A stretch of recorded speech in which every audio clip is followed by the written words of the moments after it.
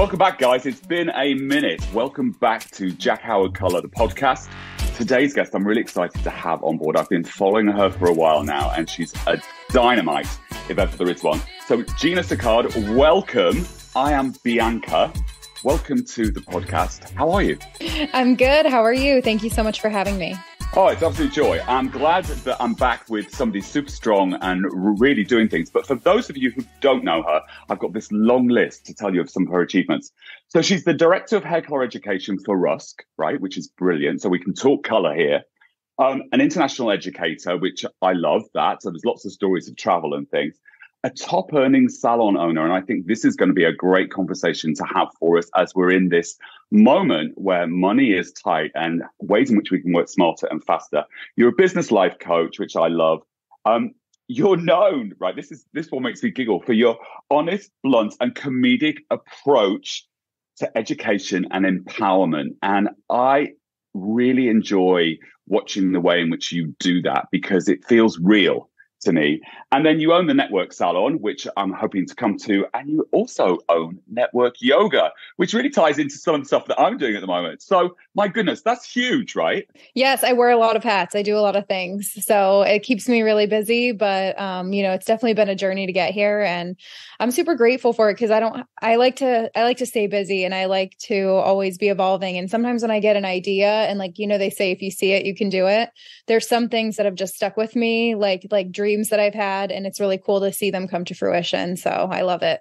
I like to stay busy too. And I think that juggling sometimes can get a little bit overwhelming. And that's one of the things that you learn as you're older, how to manage. And I like how you pulled the yoga into it, because I found yoga to be something that kind of calmed me down and made me a better person in many ways in what I do and deliver. But Gina, how long have you been hairdressing? I've been a hairdresser since 2009. I went to beauty school in 2009. And as soon as I finished beauty school, I started working in a salon. I actually worked in a few different salons until I found a good fit. And then after a few years of that, I started working in my mom's kitchen, building my own brand and my own business. And then I moved into booth rental and then opened an employee-based salon. So in the first 5 years of doing hair, I really had a lot of change and a lot of growing pains. I actually stopped doing hair and went back to school at one point. And we talk about it. We say it's like this weird hairdresser thing. Like a lot of us in the first 5 years give up for a minute and then realize we're crazy to give up and we go back. So I had a lot go on in the first 5 years, but I've been doing it since 2009. So I think it's 13 years, 14 years. So relatively a decent amount of time, but not super long term. So there's a huge future in there for you as well. There's lots for you to do. How did you get into it? So you went to beauty school. What made you decide that you wanted to do that? So I went to beauty school. I had a really interesting senior project when I was in high school. I was a C student. I skipped class all the time. I was really not engaged in school until, I was always distracted with other things. I liked to party. I liked boys. I liked to, just get in trouble. So when I was in high school, I realized very quickly that if I wanted to go to college, I did not have options. I didn't have any options. My grade point average did not get me in anywhere. And I wasn't the type to, even focus on an application. So it came to the point where all my students that I was with, what are they called? All my colleagues or whatever were getting into college and they were making their plans. And then I looked at all of these applications and I was like, I think I'm too late. I was like, I think I missed the boat. So I just kept working. So when I was in high school, I had 3 or 4 jobs all the time. I loved making money. I was obsessed with making money. I loved the freedom that I had when I had money. So I was working. And, when I got out of high school, my mom was like, well, I had a really cool project in high school. It was you had to create your own business. It was in a marketing class I was taking. And I created this business, and I'm sure it exists somewhere, but I created this business in 2009. And it was called, on paper, right? It was called Beauty and the Beast. And it was half tattoo shop, half salon. And you would walk in and there would be this Kat Von D chick on this side and this beautiful Barbie chick with long extensions on this side. And you can go either way, and you can go get a tattoo or get your hair done. And I spent so much time on this.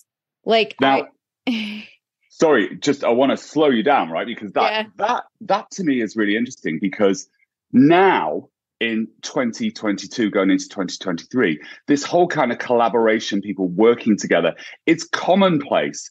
But back in 2009, It certainly wasn't at all. You just didn't see that going on. Where did that come from?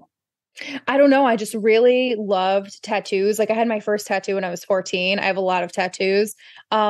The first one I do regret, but it's fine. It is what it is. No regrets, right? But I feel like I really love tattoos. And then I was also the type of person in high school where every time something happened or I needed a change, I would always change my hair. So I would come in with like really short, like Victoria Beckham haircut one day. And then a couple months later, I would dye my hair red. And then a couple months later, I would do extensions. I would go like to downtown Waterbury and get like extensions sewn into my head. And I always had different hair. I was known for my hair. So like when it came to like what kind of business, it was hair. Right. Creating characters with the way in which you look, right? I love playing around with how I dress and my hair and the images and the people that I can portray in that and all different parts of my character. That's cool. One of the things I thought was really interesting in that was talking about the fact that you didn't connect in high school, yet you were obviously bright, like a lot of us in the industry. School didn't speak to us, really. I certainly was never there. All those years ago, I sort of disappeared all the time. I wasn't there in person or I just wasn't there in mind. There was nothing in it that really fascinated me, yet we've gone on to develop great businesses. It's such a shame, isn't it? Yeah, I feel like some people just don't fit into that, like that structure of society. I just feel like even when I have kids, like I just can't see shoving them in a classroom for 8 hours a day. I just don't know. I just didn't. I did, and I also had a thing with being told what to do. And I always had a thing of wasting my time. Like I didn't feel like a geometry class was going to, I didn't feel like I was going to use that. Like then, with hair cutting, it is geometry. But, I didn't feel at that time that this was going to benefit me because it didn't interest me. But when I did my business and marketing classes, like that marketing class that gave me that project, I spent more time on that than anything. It was something I was like the most excited about. And I feel like that got me really engaged. And if more of my education was like that, I probably would have done excellent in school. I think it's about engaging the student, isn't it? That not everyone learns the same way, and to make it exciting. Somebody said the other day that they wished all that mathematics, but if they taught you how to do a tax return, it would have been a huge benefit, right? I don't know if we would have cared. I don't know if we would have cared, honestly. I just think anything that could draw out the creativity and to like help you connect with yourself and like what you want to create. I feel like a good teacher will take something and connect it to you. Yeah. That's like what's really important, because when it's about me, I'm interested, right? It's all of us. It's like the human condition. Like if it's about me, I'll be interested. So I feel like any teacher that can connect something back to the student is going to have a way bigger impact. Absolutely. But I think I do think that a lot of it is done in such a traditional way that there is no appeal in it at all. Anyway, so you finished school, you've got a ton of jobs. You're obviously not going to college at that point, or you didn't think you were. And so hairdressing had been something that you liked, that's something that you enjoyed messing around with already. So you went to school. You went to school. It was actually my mom. My mom told me I couldn't live at home and not be in school of some kind. My mom is a huge reason why I am the way that I am and why I am where I am today, because my mom was like, you're not going to live here and just work and party. Cause I was just working. And then I was just out every night. I wasn't doing anything productive. There's nothing happening going forward. I was just making money, and I didn't have any like clear path of what I wanted to do. And there was a little while that I wanted to go to the Fakir School of Body Piercing. I don't even know if it's still around, but I had like this dream of being a body piercer. And I actually did body piercing illegally in cars, in the mall. I did like all kinds of like crazy stuff. And I was really into like body modification. And at this time, like that was just what interested me because I thought it was cool. And my mom, I love to cook also. Like I love cooking. Like one of my biggest passions is cooking for groups of people. Like I love to have like 10 people over and cook and do events. So it's interesting because when you look back at everything that you wanted to do or thought you wanted to do when you were younger, and you look at what you do today, usually there's a mixture of everything. It's really interesting. And I think it's cool to like kind of do an exercise like that. If you don't know what you want to do, think of what you wanted to be when you were young. And try to find ways to kind of combine it all, because the younger you are, the more like close to yourself you are, I feel. So I ended up telling my mom, I want to go to culinary school. And I wanted to go to the fakir school of body piercing, but it just didn't work out. I don't know why it didn't, but it just didn't. So I went, she was like, you should go. And then my hairstylist, Caitlin, who actually works with me, Colored by Caitlin, I would go get my hair done by her at Jewel's Salon in Watertown, where I lived. And Caitlin was so like mesmerizing. She was so professional. She looked so good.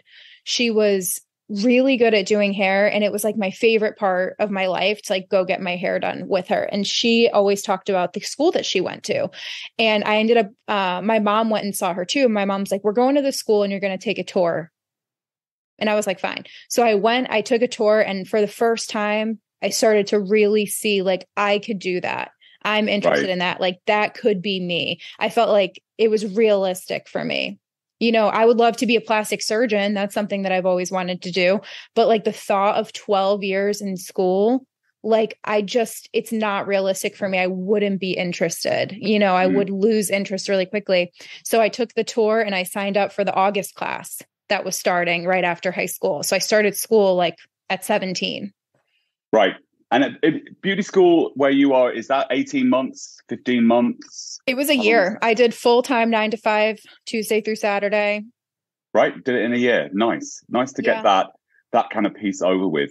And so you walk out of there, and I think that your mom was brilliant, right? Because she really did help shape you a little bit, where you seemed not confused, but the no direction in it. And she helped hone that for you. And you acknowledge that in there too, which is great. So out of beauty school, obviously, I can imagine that you came out and super strong, super confident about it. What did you do with that qualification? Where did you go? So I went to work for the Jules, for the salon that I used to assist at, and she wasn't hiring. So I would just show up every single day after school and wash dishes and sweep and stand there, and she would teach me.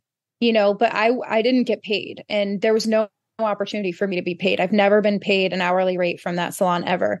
And I saw a need that she had, and she didn't have a website. And I was like, let me build your website. And she was just like, okay, I'll give you a chance. This is the tool I will give you. And she gave me like a GoDaddy subscription, and I built her whole website for her. And this is all unpaid. You know, I did not get paid at all. And but you did get paid, right? You got paid in experience. 100%. And I think a lot of people, and maybe some people are listening, there's this huge conversation in the industry about, you know, my time is valuable. This is it. I need this, and this. But I've often done stuff totally unpaid, but my resume and my experience has grown in that. And I felt like it's been paid. But it's tough. It is tough because people don't see the value in training. Yes. They don't see the value. They see it as entitlement. And honestly, like I wouldn't be where I am today if I didn't have the grit to like go get what I wanted. I would not be the person I am today if I didn't have to fight for what I wanted. And if I took no for an answer, to be honest. And I feel like that's lost in most people. I feel like back in the day, right? I feel like about half of people had that grit. Today, I feel like it's like 10% of people actually have that grit because they're so conditioned to feel entitled to everything. And I feel like it's a huge disservice to yourself. There were times where, and the other advice that my mom gave me, or coaching rather, when I started building my business behind the chair after graduation, I was working at that same salon and I made no hourly rate. It was commission only.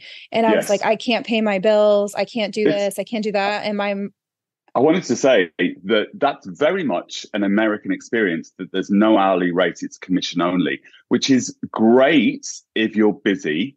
But if you're trying to build, it can be incredibly hard because there's no sick pay here. There's no holiday pay in that. You know, if you do 2 clients in a week, you've got half of 2 clients. If you're lucky, you get half. It is much harder to do that. But I also think, and this ties back into how I see you, right?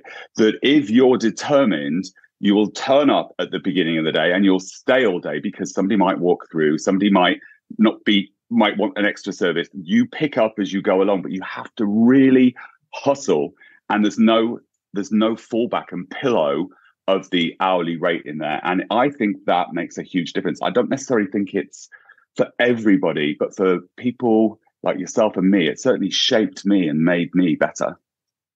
Yeah. And I actually skipped a step. When I finished school, I worked in another salon and I got hourly or commission, whatever was greater. And I worked there for about a year and a half and it didn't end up working out. And I was 45 minutes from home and I built a very good clientele over there.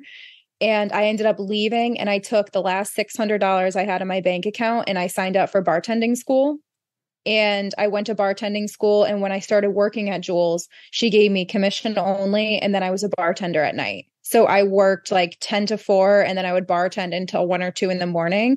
And my hourly pay was a second job.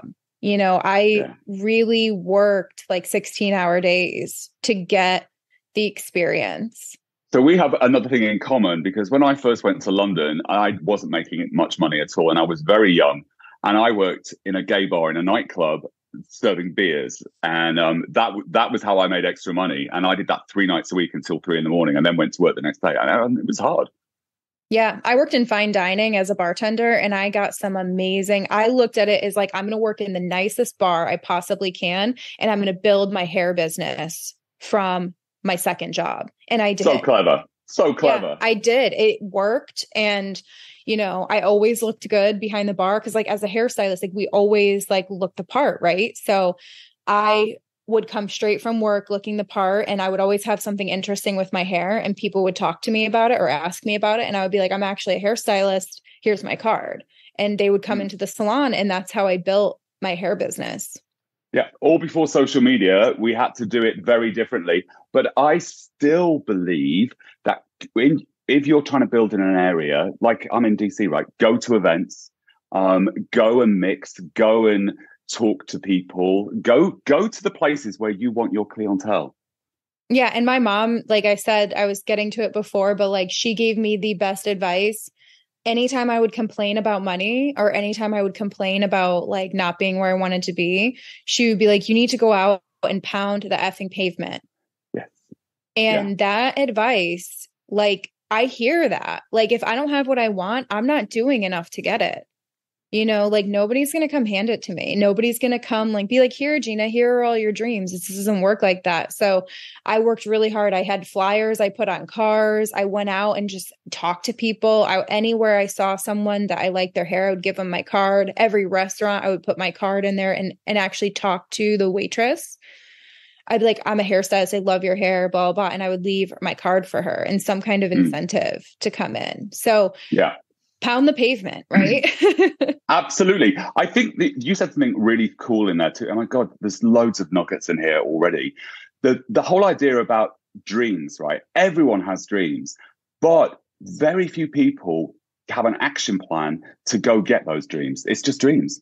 And they're great. But if you want it to be a reality, you do have to work. Yeah, they say a dream without a plan is just a wish. Love it. Oh my goodness. Brilliant. So you've done that and you're working in this salon, you're getting yourself going, you've got a multitude of jobs, you're hustling, and I love a hustle, right? It's very much an American story, the hustle. And then what happens? How did you open a salon? How did you get to work with Rusk? What's that part of it? Well, a lot of things happen in between, right? So They say like the goal, when you get to you're never really at the goal. Like life is about the journey, right? Like life is about all of the things that happened to get to the goal. That's why you're asking me about them, because that's the important part of life. It's like, what happened? Like, what did you experience? What did you learn? Right. Mm-hmm. And, I worked for 7 different salons, some of them employment-based, some of them booth rental, and before opening my salon. And I think people get like really like scared of jumping around if something's not working for them. I would stay at a salon for a month. If it didn't work out, I'm like already looking for another place. If my clients didn't like it, or if my clients didn't like the vibe, which I worked with a lot of hairstylists, unfortunately, that did not care for me. And that's fine. You know, I'm swiping my credit card swiper all day and you're sitting there, you know, on your phone. There's going to be that jealousy. And I was always as kind as I could ever be, but I did work in a lot of places where it just wasn't a great fit. So flashing forward to 2011, I ended up applying for business grants. I applied for all kinds of financial aid to help me like open my own business, and everything got denied. And it was just like nonstop, like rejection. And I was like, maybe this just isn't what I'm supposed to be doing. And I was in a relation. Yeah. Can I ask you, I mean, so much there. So I'm of the school of thought, and I have been in my life, that you've kind of, if you're working at a salon that you don't like, or that you're not sure of, or your clients are kind of like, I always kind of think you've got to give it like 18 months. This is what I think. And that's kind of like I don't know where that came from. I think that's probably something I learned 100 years ago. I've been in the industry 40 years. And here is a successful person, a very successful human being, saying to me, if I didn't like it after a month, I looked for something else. I mean, that is really ballsy. That's really tenacious. Where did that come from?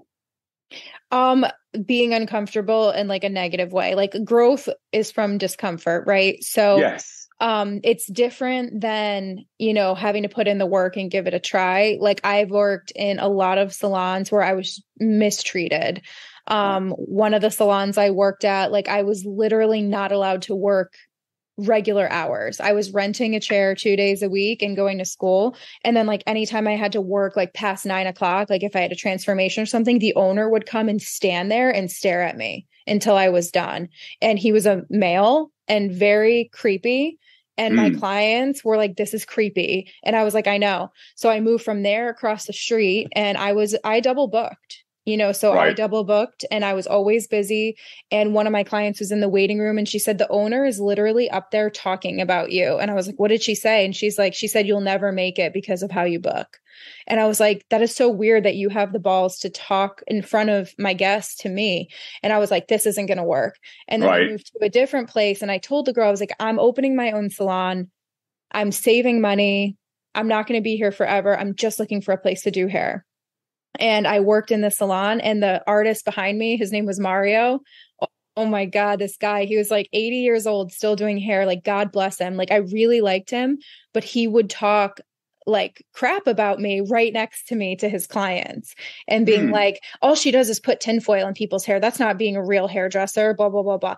And like, it was like weird. And then the owner made me actually rent 3 chairs.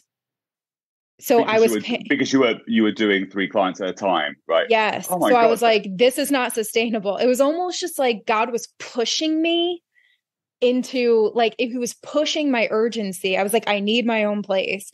Yeah. So I left school after a semester. I did not fit. I was like, you know what?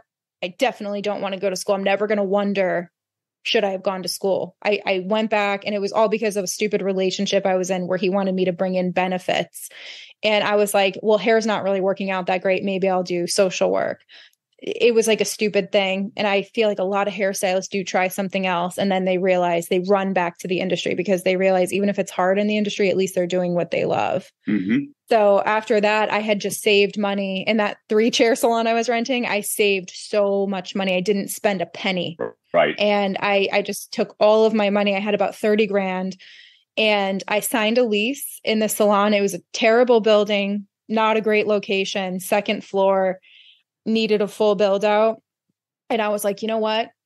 What's the worst that could happen? I had enough money to do the original build out. It was very basic. And I put, $7 grand on credit cards to buy the blow dryers that hang from the ceiling. I really wanted them. Right. And the rest of it was all DIY. And I ended up opening my salon in September of 2012. And it was 4 chairs. And then by 2016, we expanded to 20 chairs. Wow. And then by 2019, I closed it. Right. Because I started going into education in 2016.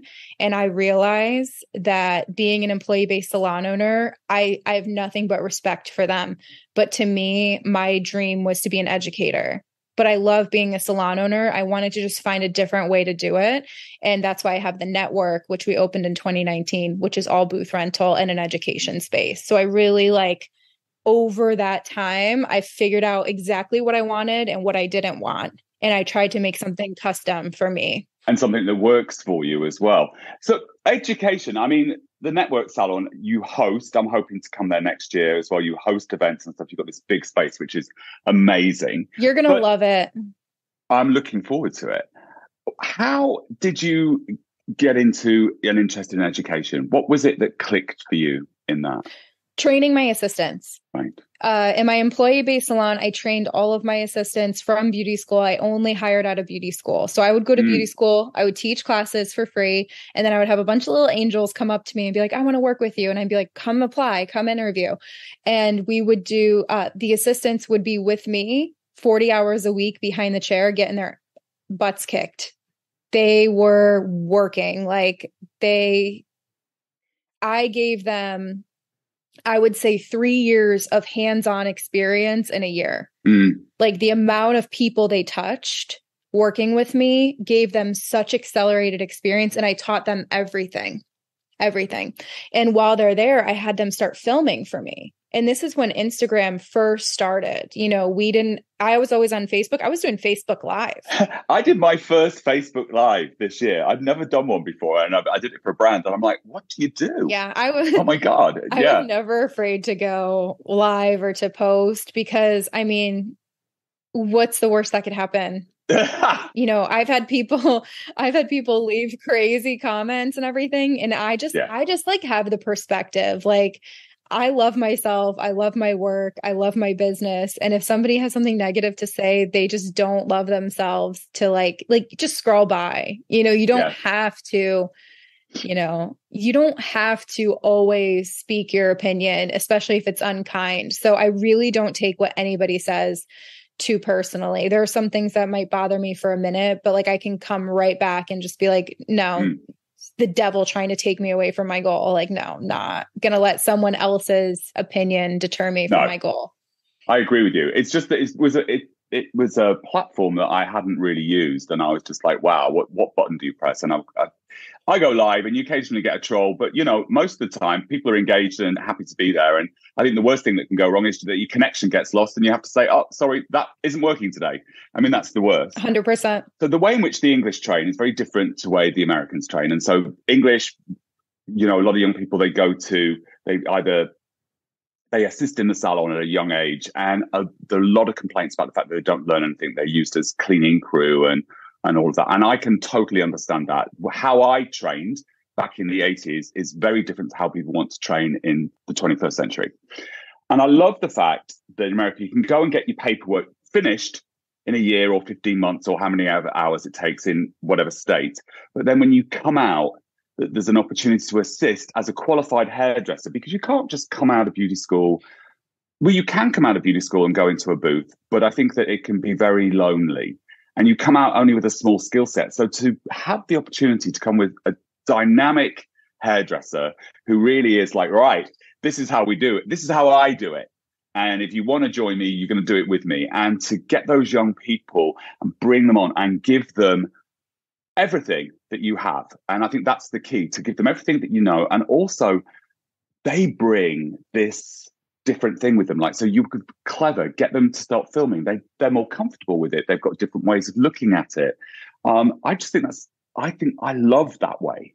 Yeah. So I have a lot to say about this, because as a salon owner, I'm a booth rental salon owner. My payroll budget does not include a paid assistant. Right. It doesn't include a paid assistant for my booth rental budget. Now, when I was an employment-based salon owner, I could hire an assistant, but in order to make their payroll balance out, they have to do other stuff around the salon. I can't just pay you to learn. Right. And I think that I don't owe you that. Like, as a salon owner, it is a gift that I give to do that. It's not something that I owe somebody to pay them and train them and build them. Like, that is earned. And a lot of people feel like they're entitled to it. And I understand. I had that same mindset, but I also believe that in this day and age, with booth rental becoming so much more mainstream, there's not a lot of people hiring and there's not as many opportunities. And I'll give you a perfect example. At my salon at the network, I was looking for a front desk person, right? And part of the front desk duties is opening, closing, cleaning the bathrooms at the end of the night, which takes 30 seconds, by the way. It's not a 2-hour job, 30 seconds to take out the trash and wipe everything down. Opening, closing, checking people in, doing laundry, all just salon duties, right? It's just salon duties. And I had these 2 girls apply for it. And they said, I'll literally do anything to work here. And I was like, okay, we'll start here. And I watch them and I see how interested they are, what they're doing on their downtime. You know, if they're on their break, what are they doing? Do they come in on their day off to practice doing hair? Like, what do they really do on their downtime? Let me stop you there. Let me ask you this. When you hire front desk, or when you were hiring front desk, were the people coming wanting to be just front desk, or were they hairdressers that wanted to work with you and wanted an opportunity to get in? Both. They wanted a job that paid. Yeah. And I was like, the job that I have that pays is the front desk, because you're going to be offering value to the salon. If you want to assist, you can assist any day of the week that you want for free. You can come in and learn for free every day. Like if you want to work 30 hours behind the desk and assist. So what I'm saying is this. In my business model, my budget does not have paid student, you know, but the opportunity is there for the right person. So I had these 2, I had a lot of people go through this position, and it's very different outcomes. I had one girl, she would assist me, she would film, she would edit. And then it became crazy for me not to pay her. I would just Venmo her. I would just pay her. Anything she did. She was working. She got her salary at the desk. And then she started making it crazy for me not to pay her. She made herself indispensable to me. Yes. And it happened very quickly. And you have to just show what you can offer and make it crazy for someone not to like bring you under their wing. So she showed me really, really quickly. And then I had someone at the desk, and this girl traveled the world with me. Right. And I gave her as many opportunities as I can. And now she's booth renting. And anytime I need her to shoot or whatever, I book her and pay her. So she has multiple revenue streams as a booth renter right now. And she's been working with me since January of 2020. And I kept her employed during 2020, you know, so that was a huge thing. And then the next girl that came in, I was not hiring. I was like, I am not hiring. And she came in, she's like, I just want to assist you. She assisted me. She was filming. She sent me all these videos. I was like, oh God, it's happening again. I need her. Right. I ended up hiring her, and she worked all through the salon. And then she started doing some hair. And then she started booth renting.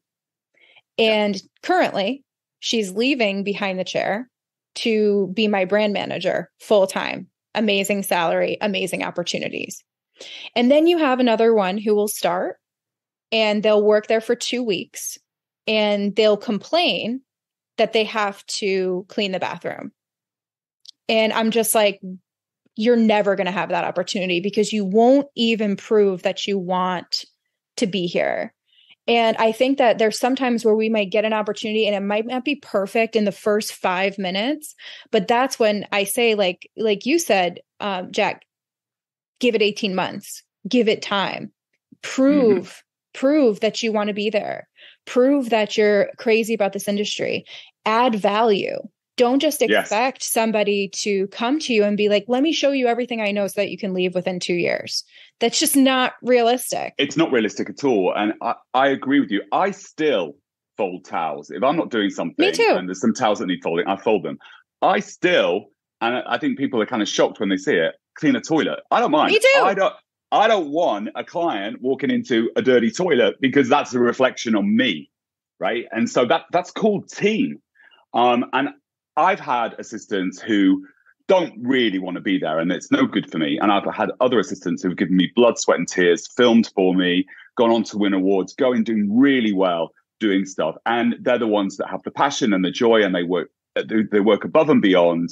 And that's what I love in the industry. I love those kinds of people, not the 9-to-5ers, basically. Yeah. And it's, Yeah. you know what? We're not cut from the same cloth. And you Yes. have the right as an owner, as a business owner, as an artist to choose who you work with.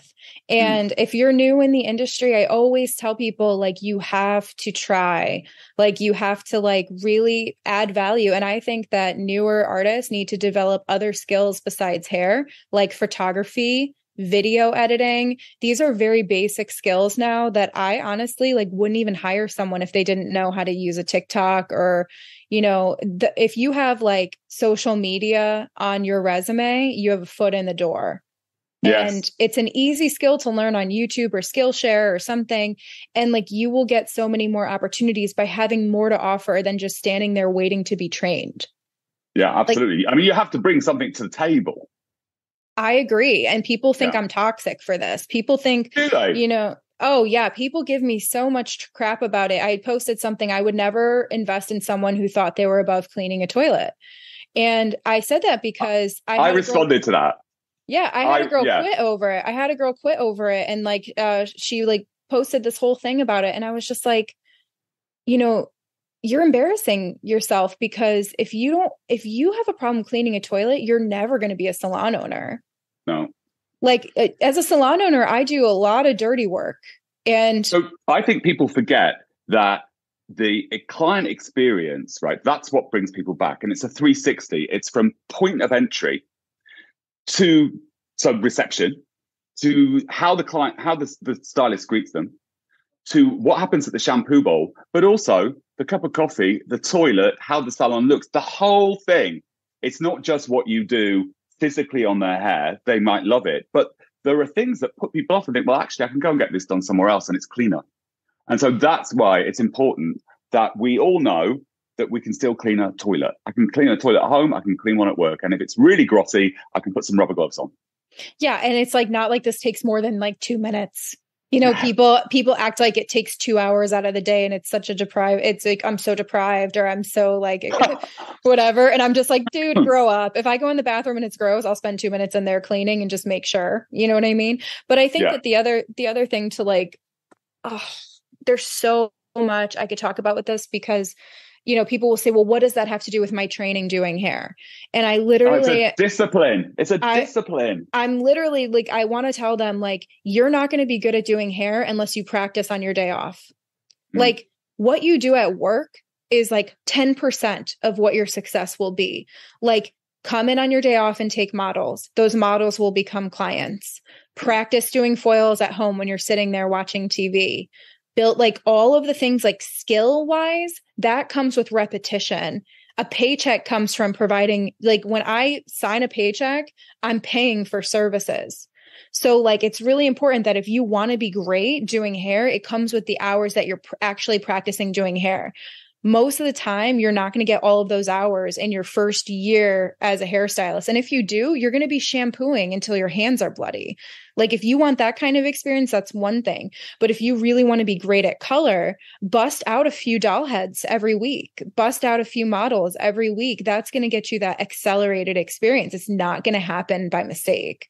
That cupboard is full of doll heads, right? Because I'm always whipping one out thinking, how's this placement going to be? And I celebrated 40 years in the industry this year. I mean, I'm a huge believer in that. So I love this. And I think this is probably what they're saying, this blunt and honesty is you deliver it, right? You deliver it straight up. There's no faff and there are no words filling the space. It's kind of like, this is the way I see it. Yeah, there's that. But you know what? As an educator and as a mentor, I can't tell you to do something that I haven't done. I can't tell you how to get to my goal or like what, or I can't tell you if you say, I want to be here and I've been there, I'm going to tell you exactly what I did. And if there are shortcuts, I will certainly tell you. Yeah. What I did was not easy. So some people don't want to hear that. They want the shortcut, the easier, softer way, right? And there's tons of educators teaching, skip the hard stuff, skip this. And, those educators may be successful, but it's far fewer that get lucky And there's many more amazing people. Like if you talk to a lot of amazing artists in the industry today who are really successful, they're going to tell you the exact same thing. It was blood, sweat, and tears. And you know what? The journey was worth it. And they have something to offer and something to teach and something to share. And they've been through something to help them get to where they are. Very rarely do people just get lucky. And it's super easy to go on Canva and create a bunch of content that says, skip this, do that. And it's like business info for likes. It's not for results. Yes. I love that. You should turn that into some kind of business coaching for likes. Yeah. I mean, it's so easy. It's so easy to like create content that will make someone feel like I can do this really easily. And then they do it and it doesn't work. And they're like, well, it must be me. It's not you. It's so easy to produce content that supports people's ways of thinking, but doesn't actually support them in their career, because the way in which you operate has to change all the time, and you have to develop and you have to grow. And there is loads of sweat and tears. I mean, I've had tons myself. There's a poem by Cavafy called The Road to Ithaca. And it's one of my favorite poems. And it says that don't expect anything when you get to Ithaca, from Ithaca, because what she's given you is the journey. And it's the journey that's full of all these experiences, and that you must enjoy the journey, because that's it. That's the gift. And I love that poem. It's one of my favorites. My journey is the biggest gift that God has ever given me, because, you know, if we want to switch to talking about education, how I became an educator is by sharing my story. Yes. And my story is not easy, but that's okay. And, you know, it says like my blunt and comedic approach. I make fun of myself. I talk about my mistakes openly, and I talk about the areas where I went really wrong and what I grew from. Mm-hmm. If I had an easy journey, I wouldn't have anything to say. And you have to, I think, the authenticity of talking about I always talk about what works for me, what's gone wrong for me, not what you have to do, my experience. And that's why people come to the classes, because they're not being told they have to do it this way. It's just like, this is what works for me. Take from this what you want and do with it what you want. But that's all I can share with you. And that's a lot to share. Totally. Yeah. I mean, I feel like being an educator, like they say that people don't pay for information, they pay for transformation. You know, if you want to be an educator, what you should teach is your transformation. Whatever your transformation is.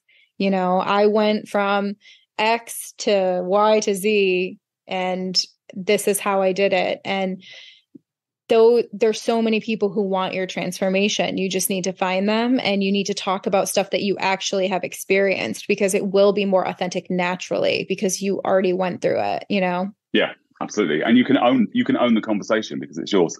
Now, there's a lot. Rusk, educator, hair color educator for Rusk. And so of course you work with Matt. I love him. Oh, I know, he's fabulous. He's been on here too as well. So he's the best. Yeah, he's amazing, right? And talk about transformations. He's done some physical transformations of himself recently. He looks fantastic. Yeah, he does. He's amazing. I love working with Matt. He's a really good mentor for me, like a really good mentor for me. And we're both Sicilian, so this is good. Yeah.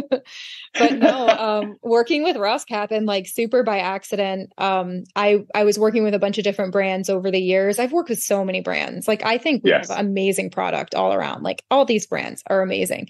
The product is incredible. And I've worked with a lot of great brands. And I think for me, it's really down to something that fits my aesthetic, like that fits like my mission. And my mission has always been to elevate the beauty industry. And I got an opportunity to work with Rusk, and the opportunity was, I love their lightener. So I originally wanted them to sponsor my classes, and I ended up talking with the CEO, Scott Massad, and he's like, we don't want you for that. We want you to be a part of our actual culture and brand. And I was like, oh, like, we want all of you. We want all of you. Yeah. We don't just want, I was like, I don't know if I have time for this, but let me know what you want me to do. And he's like, I want you to come in and I want you to use all of our product. And if you don't love it, I want you to leave. He's like, I don't want you to represent it unless you absolutely love it. So I went in there and I did like tons of models and I used everything. And I was like, yeah, this is great. This is great. And I'm a colorist. So I know how to use color. Like I know color is color. I can switch color lines whenever. But I need to like educate myself on it, right? To know how to create what I normally create.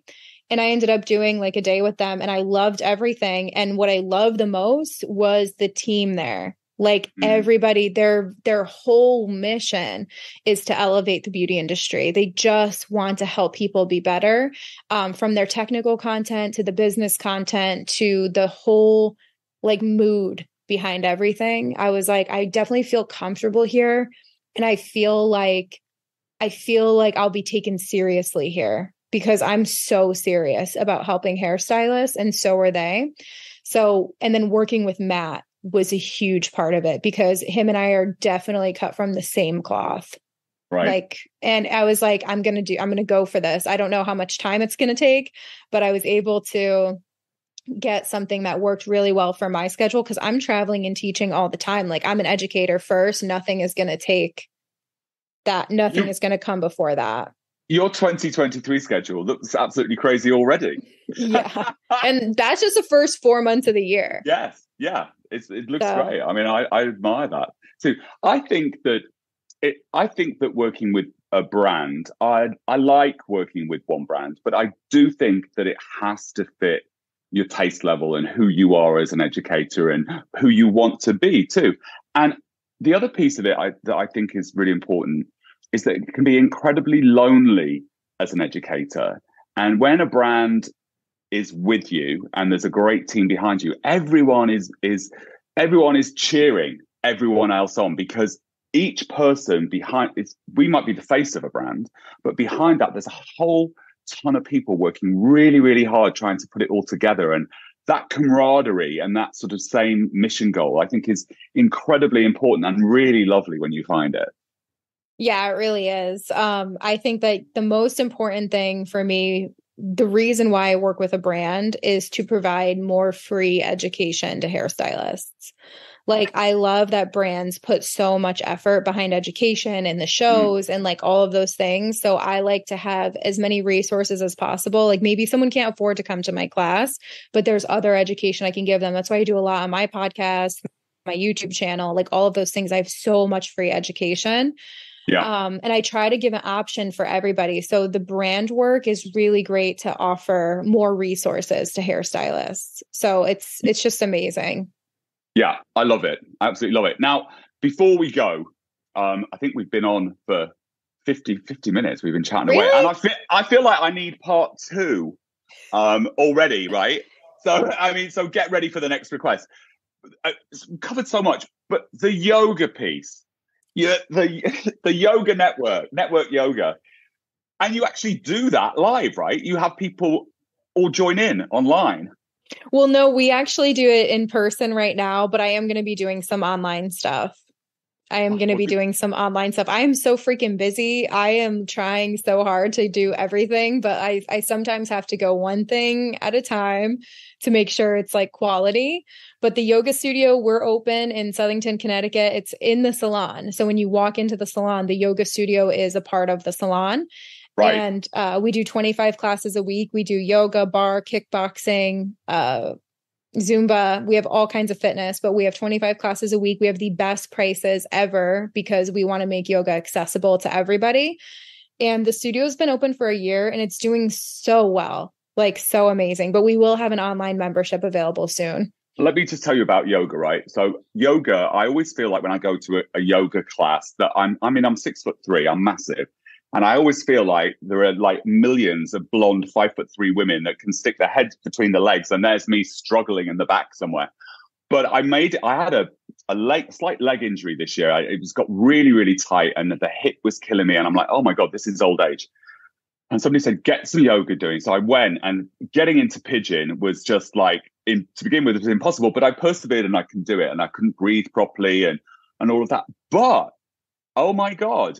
Talk about, I mean, I know that my leg work's important for my back, for standing in the salon, but yoga just why did I not know this? It made my life so much easier. And I think exercise and well-being really helped me be a better educator, hairdresser, and all that stuff. But yoga is just like, I mean, I must be really late to the party, but I just find it fascinating.